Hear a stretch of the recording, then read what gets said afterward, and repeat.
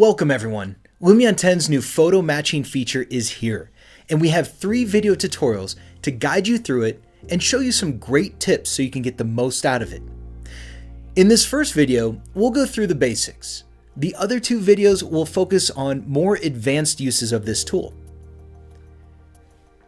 You can follow along by opening Lumion 10 and loading the example scene, Van Manen Villa, which I'll be using to demonstrate this new feature.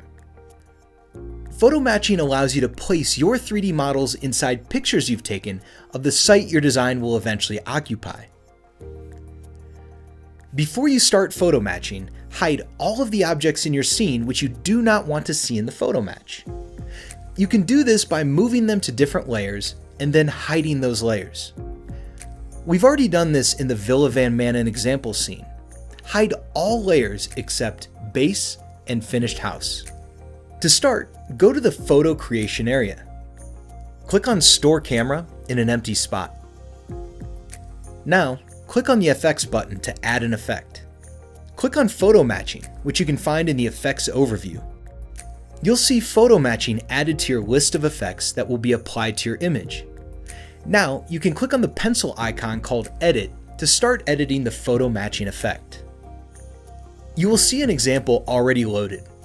If you click here on the Load Example option, you can see that Lumion includes several other examples, which are optimized to show you how to use the photo matching tool for different camera perspectives. Select the example that most closely matches your own photo. In our case, we will use a photo taken at ground level from outside, so the second or third example photo from the top are the most suitable. Let's go with the second. What we see now is 2 pairs of lines. A blue pair for the z-axis, and a red pair for the x-axis. The lines of each pair determine the angle from each vanishing point of the 2-point perspective we are recreating. The blue lines run on the front of the house, and the red lines on the side.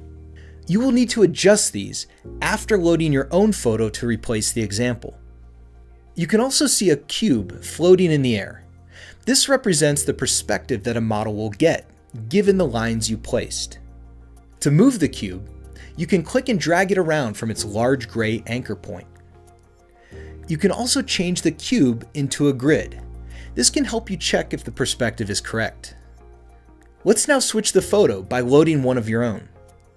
Click on the photo's thumbnail to load your photo. If you'd like to follow along with the same photo I'm using, please download it from the link in the video description. The next step is to repeat the process we saw in the example using the new photo we loaded. Luckily, the house in our photo is made up much like a cube, with walls that are perpendicular to each other, which will perfectly represent the perspective of our photo. Let's place the blue and red axis lines on the house of this photo, making sure that the lines of the same axis are pointing towards the same vanishing point. Doing this accurately is crucial to get our 3D model to match and fit nicely within the photo later on. If you're using a different photo, which doesn't contain a house like the one we're using here, make sure you align your lines with objects in the photo that, in reality, are 90-degree, 4-sided objects that are parallel to the ground. Some examples of this would be 2 perpendicular walls, a swimming pool, or a table. After placing these lines, Lumion can derive the point from which the photo was taken. This is needed to get the same perspective for your 3D model in Lumion.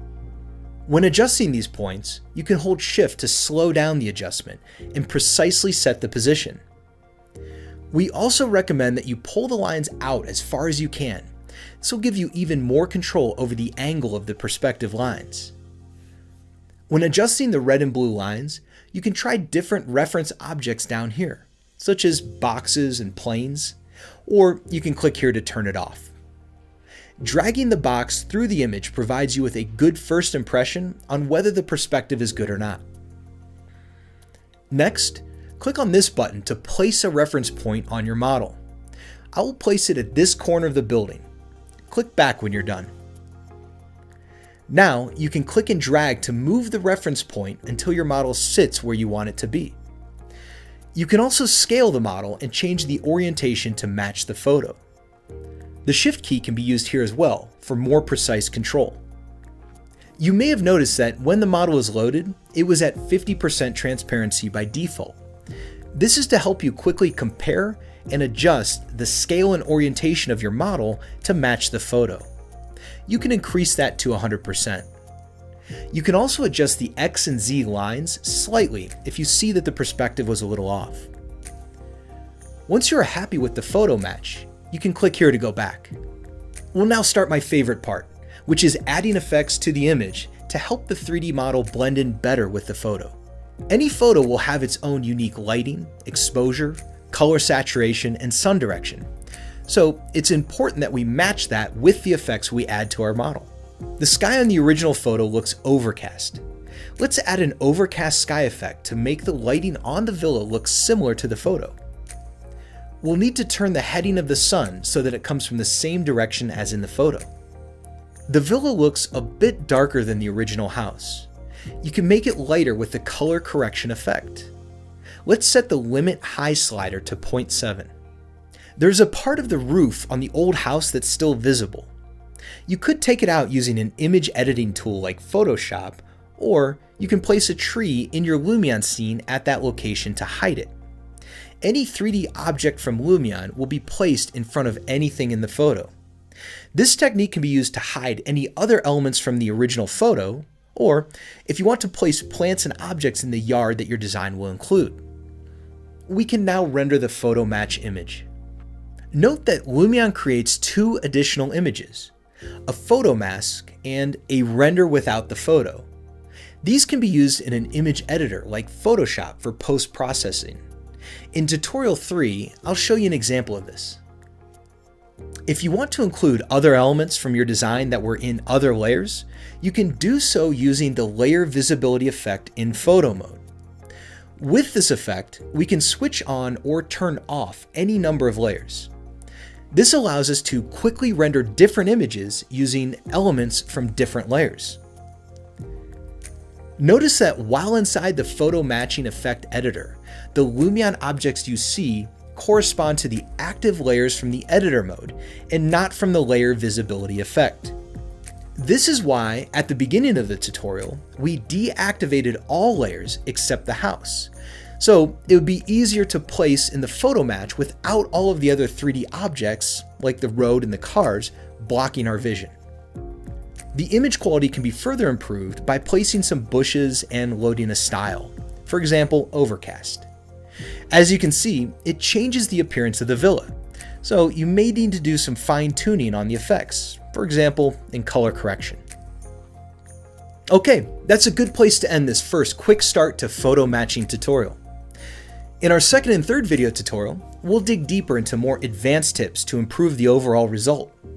We'll also show you how to use Photoshop to erase some of the other elements of the original photo, like the white chimney, and how to place some elements of the original photo in front of the Lumion house.